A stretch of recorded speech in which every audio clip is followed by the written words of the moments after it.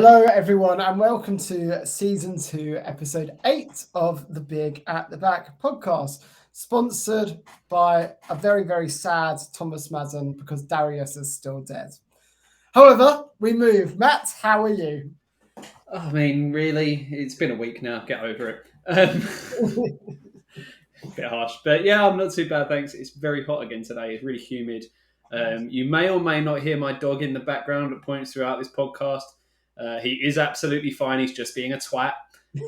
So do not call the RSPCA on me, please, and thank you. But yeah, I'm okay other than that. The missus is on holiday, so I've been living the single man dream this week, apart from having a young puppy. You can't really do much with a puppy around.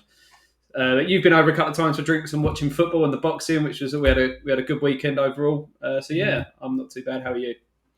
Yeah, I mean, Saturday night we probably went a bit harder than we should have, but that was in our defence. I was planning to go home at a reasonable time before finding out there were train strikes. Then it would have been rude not to just stay out. So that's and there were no cabs. So yeah, exactly, no cabs, train strikes. There was no way I could possibly have got home. So it'll be rude to just not stay up drinking red wine. All good. Been a little ill over the past few days, which is why this podcast is a little bit late. And I'm not sure if that's because I've got COVID, because I'm generally ill, or because I'm just so mentally distraught after watching Liverpool versus Man U with you on Monday. That was great. I had a great night.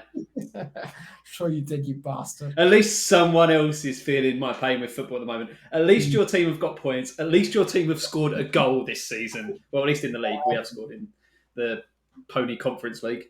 The Mickey Mouse Cup. Congratulations, West Ham. Owen scored a wonder goal in the Mickey Mouse Cup. But again, FPL-wise, it was a bit of a disaster week, but that's okay. It's game week 3. We are totally okay with that. And I think it's quite exciting because the template is well and truly dead. How did you do this week, Matt, on FPL? I can't wait for us to still be going. It's okay, we've had another bad week, but it's only game week 34, guys. There's still a long way to go. Yeah, it's I think the main thing to take from FPL so far this week, but also this season overall, is big at the back dead. It could be because, I mean, you look at the big defenders this week: Trent 0, Robertson 1, Walker 1, Cancelo 0, James 1. The only sort of popular defenders that got anything this week really were Kieran Trippier, who a lot of people had but probably would have benched anyway, and that was only because of a goal, and Zinchenko, who got a clean sheet for Arsenal. So it's really looking bad for big at the back, but the fixtures still look good, so I'm holding out hope. My team overall was all right. I got bang on average, actually, 48 points. Pope in goal with 3. Like I said, the defenders pretty much a write-off other than Zinchenko. And then in midfield, I brought in Jensen, who got me 4 points. Luis Diaz had 2. And then my main man, Martin Odegaard, with a big fat 16 points this week. And then up front, I had Haaland with 6 and Jesus captain. So he doubled up to 8 points. And I just want to ask you something, Tom. I want to throw this back to last week. As a single one of your midfielders, I would be considering an FPL. I still maintain that is the right and I'll back myself. Over the highest point scorer of the week. Over the long term, I think Martinelli outscores Odegaard, but the 1 week I really slate you for it. It's just so typical. Really interesting points on big at the back being potentially dead. I don't think it is. And I'll tell you why. All of those players that you listed, James, Cucurella, Trent, Robertson, Cancelo, Walker, all of them played away from home. I think what actually matters this season, which hasn't for the past couple of seasons, is home form versus away form. Now, if players are playing away, they seem to be doing very badly. If they're at home, they seem to be doing very, very well. Cancelo last week at home, 11 points. This week away, 0. Liverpool have been garbage home and away. But Chelsea last week away from home, or at home, sorry, very good. This week away from home, dreadful. So I think that's really worth pointing out that home form is playing a big factor.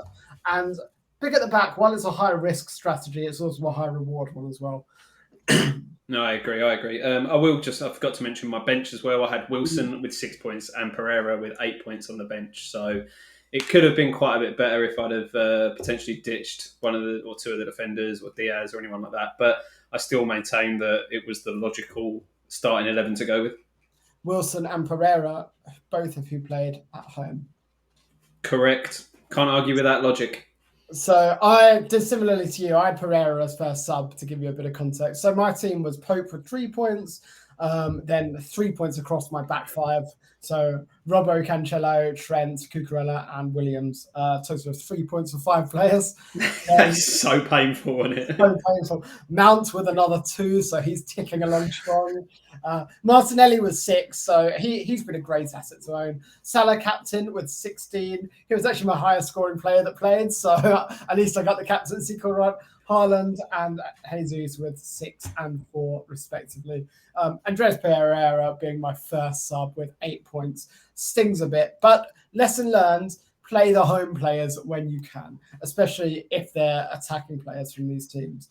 Totaling 40 points, obviously a big red arrow, but as said, it's game week 3. No one really cares about where you are rank-wise till, I don't know, game week 10 or something. That's when the game really starts. So if you have taken a big red arrow or you are doing badly, there are still 35 weeks to go. It's such a long season. So don't get disheartened and don't worry about it because you'll probably finish ahead of Matt. Well, I mean, when you look at it, I am currently only 4 points behind you, and I still haven't got Salah, and I'm still not bringing him in. So there's a long way to go here, and Salah's got a very tricky fixture in his next game week, so he'll probably blank there. This is what I've got to tell myself to stay sane. So Salah's got a tricky fixture. Are you captaining Trent, or how are you going to? We'll talk about that in a bit. Cool. So let's jump into the fixtures, and I feel like we can at this point let's tear the band-aid off. Manchester United 2, Liverpool 1, because we watched this game on Monday, so it's still fresh in the mind. Honestly, United were brilliant, and yeah, their first goal was offside, 100%. Or no, the second goal was offside, 100%, unquestionably. Miles offside. Spoken about this, miles offside. But you've got to say, Manchester United deserved the win. They were much better. Now, why the hell we are starting Roberto Firmino in 2022/23, James Milner in the same season, is absolutely ludicrous. And as soon as Milner and Henderson came off, we played so much better. Henderson I still love, but James Milner should not be starting for Liverpool. We are desperately needing a centre mid. I've been saying it all summer, and we're really, really taking a punishment for not getting one in. Also worth noting, Sancho's goal was incredible as well. So your thoughts on the game overall, and looking at it from a slightly, admittedly you wanted me to lose as I was with you, but as a slightly more neutral perspective, what were your thoughts? To be fair, I didn't necessarily want you to lose. I just didn't want Salah to get anything. Like, if you could have won 4-0 with all the points going to Trent, Robbo and Diaz, I would have been more than happy with that. So it was, Man U just came out like a completely different side. They pressed high up the pitch. They had so much more energy. Everyone was talking about the stats in the last couple of weeks of how much they've been outrun by their opponents. And it was the script was flipped this week. Like you say, Sancho's goal was fantastic. The composure that he showed to fake the shot, sit Alisson down, and then just pass it into the other corner. Second goal, look, the camera angle that they showed on Sky made it look offside, but VAR have more than just the one camera angle. They have the technology in place. They drew the lines, and he was onside. Just because one camera angle makes it look different doesn't mean that it isn't true. Counterpoints. I'm a Liverpool fan, so it was offside. Okay, right, fair enough. I know, and objectively, I agree with everything you're saying, but I'm heavily biased, so it was offside. Okay, right, fair enough. But yeah, I mean, like it was the Man U that people were sort of expecting at the start of the season. The question for them now is, can they maintain that? If you look at their sort of next few fixtures, they're not that bad. Southampton away, Leicester away, which is still shown as a red fixture on the FPL difficulty, which is definitely not the case. Then it's Arsenal, which will be a trickier one. and then Palace and Leeds before they face City, which will be a real test, obviously. So if they can start to pick up some form over the next couple of weeks, it'll be interesting to see how they continue to develop, because obviously they brought Casemiro in, which is an area that they really need to improve in their holding midfield. So if he comes in and has a big impact as well, people could start shifting back towards those Man United assets. I mean, it was good timing for me to get Sancho out last week, wasn't it? Yeah, and a friend of ours that we watched a game with, Stephen, who was on this podcast before, transferred Sancho out before this game, literally 10 minutes before this game started, having only just realised he gets one transfer per week on FPL. Brilliant minds we surround ourselves with. But I think Rashford looked amazing in this game. He looked brilliant. But honestly, the biggest difference was no Maguire and no Shaw. They are horrendous defenders. Both of them are appalling. And as soon as they were both taken out of the team, Man U looks like they could defend as a unit and not mess up constantly. I genuinely think for Maguire to Chelsea would be brilliant for all parties involved, because I don't think he'll ever play well starting for Man U. I think he could get back into form for Chelsea, who are generally a lot more compact. And I think Chelsea could get a really very good defender that wouldn't be nearly as error-prone. So I think that's a move that would make sense for everyone. Whether it happens or not, we'll wait and see. But no Maguire and Shaw made a big difference. And not having Ronaldo in the team meant they could press as a team as well. Although when he came on, he set some really, really nice chances up. So I think if he starts starting again for United and they continue playing like that he could potentially be an option if you were desperate to get away from Kane or Haaland. I don't think it will be an option long term. To be honest with you, I think Kane and Haaland are both going to be better shouts throughout the season. I was really impressed by Malacia at left back, like you say, without Shaw, him coming into that position. He got down the left wing very well, very positive. He's one that I am potentially keeping an eye on because he could be what Shaw was a few years ago in terms of attacking returns for a left back at Man United. Yeah, completely agree. And it's tough to remember now, but we were all rushing to get Shaw in our fantasy teams. I think at the start of last season, actually, we were all desperate. Yep, after the Euros. Yeah, Luke Shaw was the first name in most teams, and we all knew it was a bad idea. We all knew, but we all did it anyway. It felt a lot like Pedro Neto this year. Everyone knew it was a terrible choice, but everyone seemed to go with him anyway.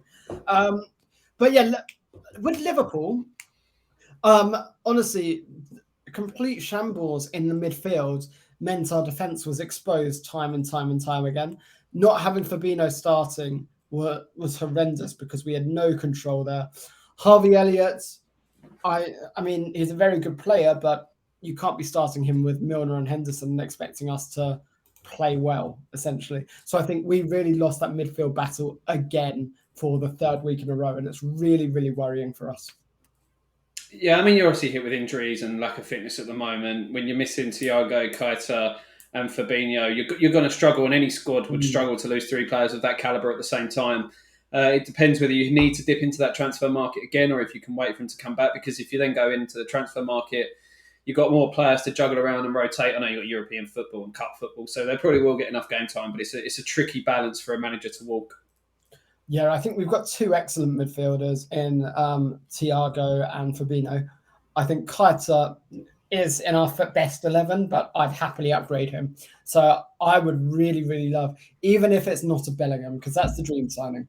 But even if it someone really strong in that central midfield position, we are crying out for desperately.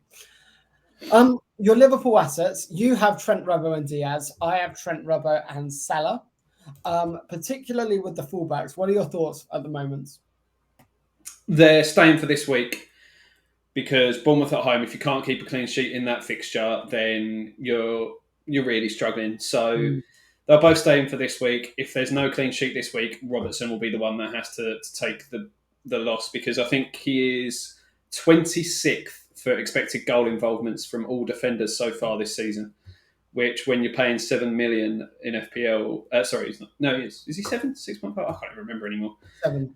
Yeah, he is 7. So when you're paying that much and he's not kept a clean sheet and he's 27th for expected goal involvements, obviously that is well overpriced. So this is his last chance.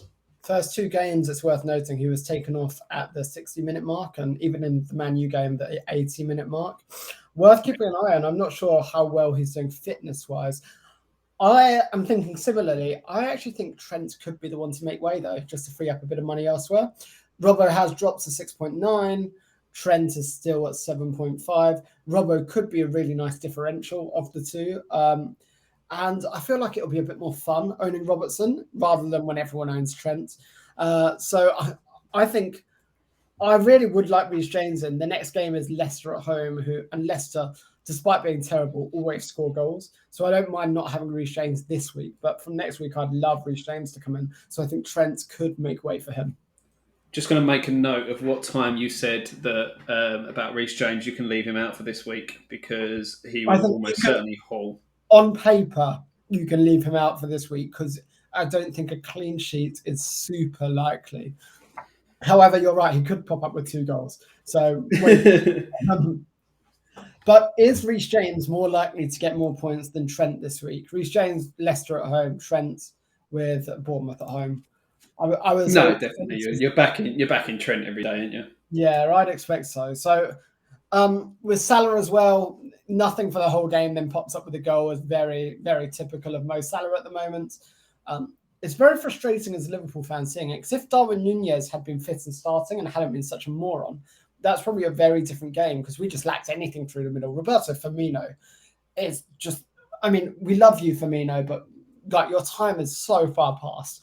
We're just desperately missing a Jota or Darwin to just actually have some penetration and actually test their defence. So I think Liverpool going forward are a blunt tool at the moment.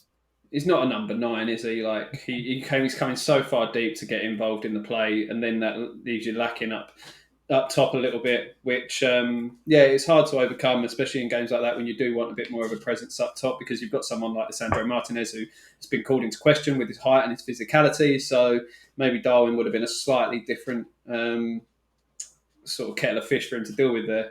But that brings me on to the next fixture I want to talk about, and a proper number 9 of Erling Haaland at Man City, and what I think definitely the game of the season so far, potentially the game of 2022 so far. Newcastle 3, City 3, and what an entertaining game this was for the neutral. So good, so good. Didn't was it your brother or your friend had Trippier to get a red card as well on a bet? No, my mate, he had he needed for 250 quid. He needed a red card in the game. He had a bet builder, and the only thing missing was a red card. And obviously Trippier got sent off, but then it was overturned by VAR. Which, I mean, it's a contentious one because it is a very cynical foul. At the end of the day, he's gone in knee high, with no intention of playing the ball, but he doesn't go studs up. So it's one of those. It's more than a yellow, but is it quite a red? It's really tough.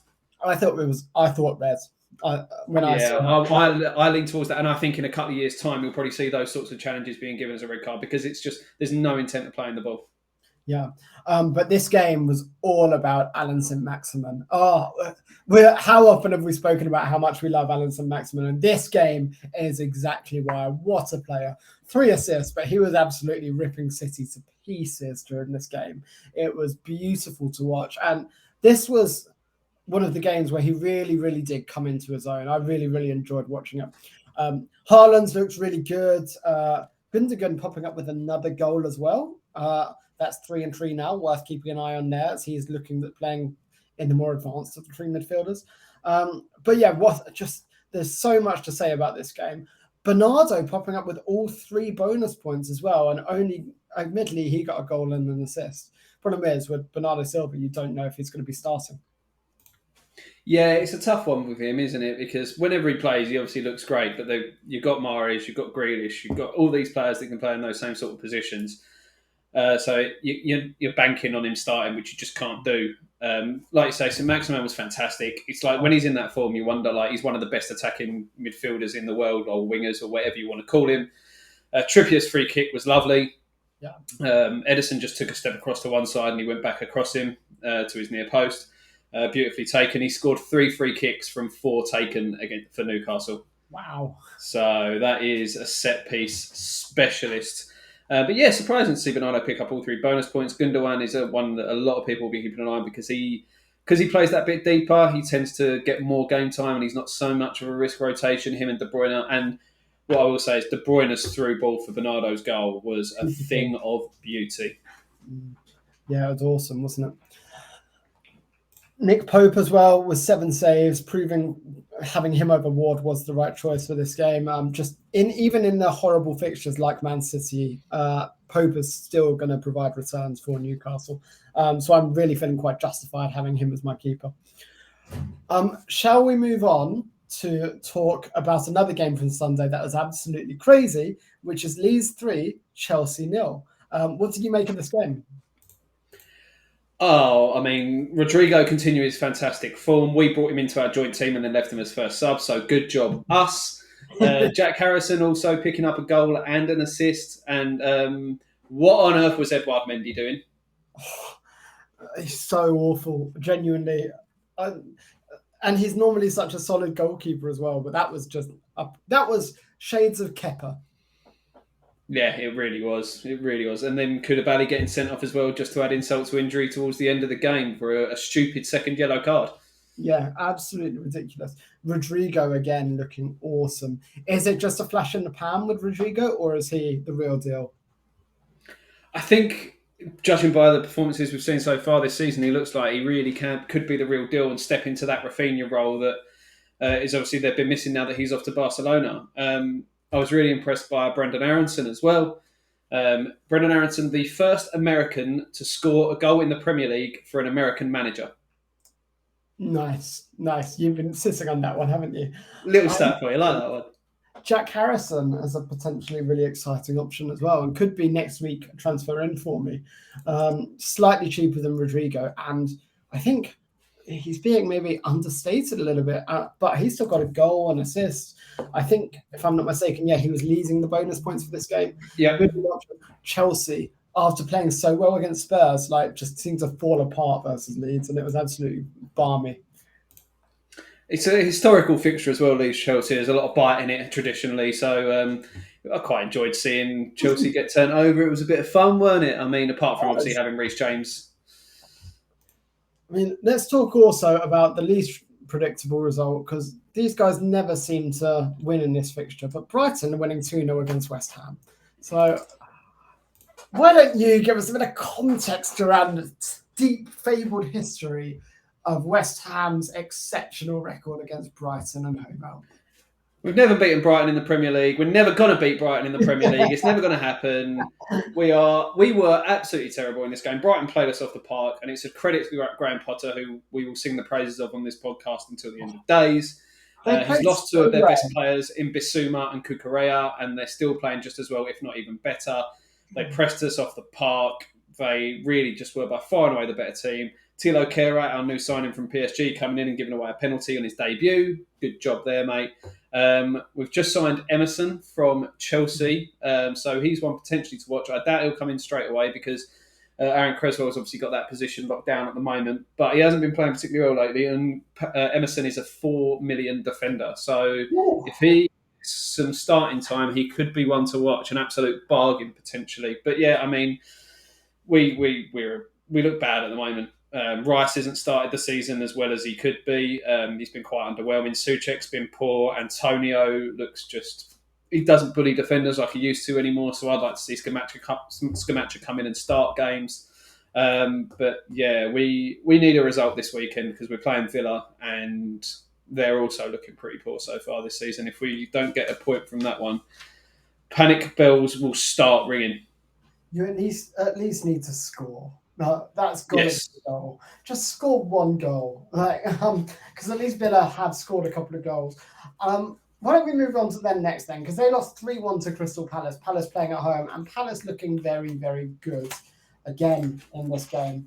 Will Zaha with 2 goals. Matt, your favourite player, Will Zaha. Are you bringing him in, I assume? At this point, I might as well, because no matter what I do, it's going to go badly. I'll bring him in, he won't score. I'll leave him out, he'll start racking up points, and everyone else will get him in. So, I mean, I'm not bringing him in this week. I've made my transfer for this week. So, I mean, the only sort of saving grace is he lost some of his points for missing the penalty, which I guess is some sort of bonus. He's still got 3 bonus points. Oh, yeah, true. So I mean, Villa are one that have, like, Gerrard's got off to a poor start this season. They, despite the fact they made what I thought were some quite shrewd signings before the start of the season, obviously losing one of them with a quite serious injury in your first game isn't the way to start. But Palace looking good for me at the moment. They're really impressing me. Tarek Mitchell again looking good, and Zaha is just on form at the moment. So yeah, I think he's one that a lot of people will be potentially bringing in now. One thing to say is I don't think you're bringing in anyone from Palace or Villa, given the fixtures. Villa's next four are West Ham, as you said, then Arsenal away, City at home, Leicester away. If you look at Palace, their next one is Man City away. And then you've got Brentford at home, who are playing well. Then you've got Newcastle away, who are very good, and a revitalised Man U at home. So I think while we like these teams, unfortunately for the next four fixtures, they're probably both avoids right now in FPL. Yeah, they're ones that you're potentially looking at when that sort of game, the wildcard window opens around game week 7-8. Yeah, agreed. Especially if we're looking at game week 8-9 for the wildcard, I think that's when you want to look at these guys. Saturday had quite a few other games worth talking about. Let's talk about Spurs beat Wolves, because honestly, Wolves can consider themselves unlucky in this game. I think they were a much, much better side than Spurs were. Particularly in the first half. I mean, they really almost played Spurs off the park in the first half. They can definitely consider themselves unlucky, but their issue is creating good chances. I think they had something like 20 shots in this game. Their XG was 0.6. So just goes to show, yes, they were creating chances, but not particularly good ones. They played 7 Portuguese players in this game. Which is quite a lot of Portuguese players for an English Premier League game. For contrast, Porto played Sporting Lisbon on Saturday afternoon, and both of their teams had less than 7 Portuguese players starting. Interesting. I mean, the problem is, well, it's not really a problem because Portuguese players have typically done very well when they're coming over to the Premier League, so they've got that connection. But I just feel like Wolves are just lacking a little bit, and I don't think they'll be relegated, but I think they'll be very, very close. They're certainly in a lot of trouble, I think, this season. I think the Nunez that's come in, there's a lot of talk about him being a very good player, so we'll see how he gets on, how he gets started. But yeah, I mean, they've had a sort of a bit of a rocky start so far. If you look at their fixtures to come, Newcastle next, obviously a very tricky game. Then Bournemouth, Southampton. You feel like that's 2 big games for them, because then it's Liverpool, City, West Ham. We'll ignore that one, and Chelsea. 3 of their 4 games after that. So they've got a tough start to the season, and they haven't really helped themselves. But my main takeaway from this fixture and Spurs as a whole so far is Heung-min Son has been a real disappointment to start this season, not justifying his price tag at all. Well, I think you're certainly going Kane over Son if you can pick either of them. I mean, I don't think either are particularly good FPL assets, considering the other players at the same price.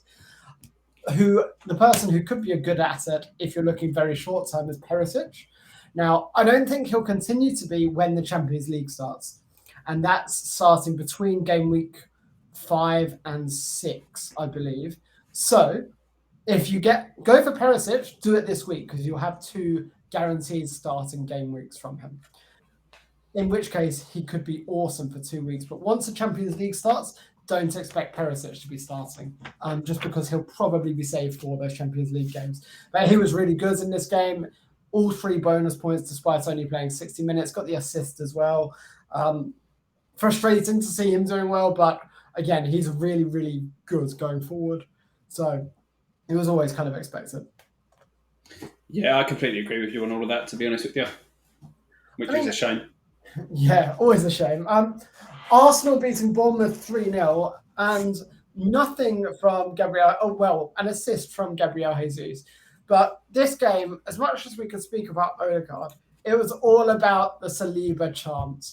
Credit to Arsenal fans. They did not give up chanting that for the entire game. Even through half-time, you could hear it in the background over and over and over again. And it made me very happy. just when you think it's going to stop, they break out into another chant for like 30 seconds, and then it was fantastic. It was the highlight of the game. And Saliba's goal was a fantastic hit. But I mean, Jesus in the build-up for the first goal, obviously didn't get anything for it, but a lovely bit of work from him there for Martinelli to have the shot, which was saved, and Ødegaard tapped in. And Ødegaard took the second goal right off of Jesus' foot. Whether Jesus would have scored it, we don't know, but he took the goal very well.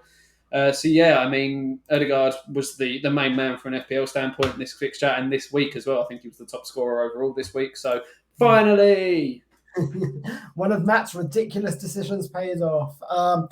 I still think Martinelli and Jesus are great assets, though. So if you've got both of them, don't be selling them under any circumstances. No, definitely not. A couple more games. To be honest, they all seem pretty boring. So let's just touch on them quickly. Everton won, Nottingham Forest won. Oh, boring. I just don't care. Do you? No, I think the only highlight of this is a goalkeeper getting an assist. We love to see that. Not when it's Pickford, though. And like Gray scoring. I'm not. There's just nothing about this game. None of the players and nothing that just makes me happy to enjoy football.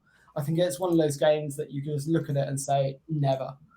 I mean, and you look at this as well. I think the thing that I found surprising is today, Nico Williams had a price rise after coming off a 1-pointer in this game. I think it was it? And then his next fixtures are Spurs and Man City. Like, why are people bringing him in now exactly? What happened was people probably saved the second transfer and have used him as an enabler. That's almost certainly potentially, yeah. But we'll see. A really good game actually was Fulham 3, Brentford 2. And from an FPL standpoint, everything went through Mitrovic. Everything. He was unlucky not to get more in this game. I think Mitrovic should be top of the priority list for anyone looking at strikers right now. If I downgrade Trent, then I'll be using the money to upgrade my cheap striker Archer to Mitrovic. So I think he's a really, really strong investment option. Maybe I even take a -4, get Mount out for Zaha next week, get Trent out for James, and then I'll have enough to go Archer to Mitrovic. So that I really, really want Alexander Mitrovic in my team right now, and just to go big up top. Yeah, the next 4 fixtures are slightly more difficult, but I mean, he scored 2 against Liverpool, so potentially you haven't even got that. Yeah, I don't know. I think Fulham are playing really, really well, and I've been looking at doing this from next week. So it's Brighton at home, then it's Tottenham and Chelsea, which are hard games, but are they that tough considering the way that both teams have played recently? And then you've got Forest, Newcastle, West Ham. I mean, they're not great fixtures, but I think Mitrovic is good enough to justify it in my mind. Yeah, no, to be fair, I'm sort of trying to convince myself that I don't want him, but he's really looking good at the moment, and it's probably the best we've seen him in the Premier League since his Newcastle days. Yeah, for sure. Southampton beating Leicester 2-1. 2 goals from Che Adams, including a ridiculously good goal. Leicester full crisis mode, right? Yeah, I mean, they are really struggling in the relegation zone. Both Tielemans and Fofana were left out of the squad this week because they both basically went away and their head wasn't in the right space. They haven't got any money to bring anyone in.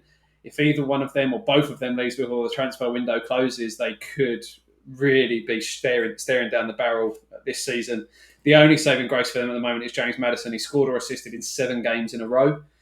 But can you really justify having him in a squad that's in crisis mode? I don't think you can. And if it wasn't for everything else going on at Leicester, you'd say, I need James Maddison in. But at the moment, considering where they are, and even Maddison is making moves to leave, like the bids from Newcastle are coming in. So I just don't think that you can invest in Leicester, unfortunately, at the moment. Yeah, no, it's as much as I would like. I mean, we have got Maddison in our joint team, to be fair, but our joint team is terrible. So it was such a good idea. I mean, it's only 3 game weeks in. There's still time. What are you lining up like for this week then? So as things stand, I am Pope in goal, Still going with the back five. They are all at home this week, so fingers crossed that pays off. So it's Trent, Robertson, Zinchenko, James, and Walker. The midfield three of Rodrigo, who I have brought in this week, alongside Erdegaard and Diaz. And then a front two of Haaland and Jesus, leaving Wilson, Jensen, and Pereira on my bench still. And all of my 10 outfield players are playing at home, so I'm guaranteed to get at least 100 points. That's how it works. That's exactly how it works. All of my 10 outfield players are playing at home as well. Like you, I've got Pope in goal. But then I've got Robertson, Trent, Cancelo, and Cucurella across the back. I've got Mount, Salah captains, Martinelli, and Da Silva across the middle, and Jesus and Haaland up front. I might move the captaincy onto Haaland. I'm not sure yet, but that's certainly a possibility. Other than that, though, it's fairly template. I'm holding on to probably go 2 transfers next week, so we'll have to see how that goes. Otherwise, though, I think that's everything from the week covered. Apologies for a slightly late podcast this week, guys. I have been sick as shit. But you can find us and all of our terrible football opinions at Big at the Back on Twitter. And you can find me at Higgins92. Tom is at TomMadden92. Of course, if you're watching this on YouTube, don't forget to like, subscribe, and hit that notification bell so you get notified whenever a new video goes up. And obviously, we're available on all of your regular podcast platforms like Spotify, Google Podcasts, Apple Podcasts, etc. So it'd be nice to hear from you in any form of social media that you want, or just leave us a review, any kind words, get involved with the conversation. We like to hear from all of you. Until next week, guys. Good luck, everyone.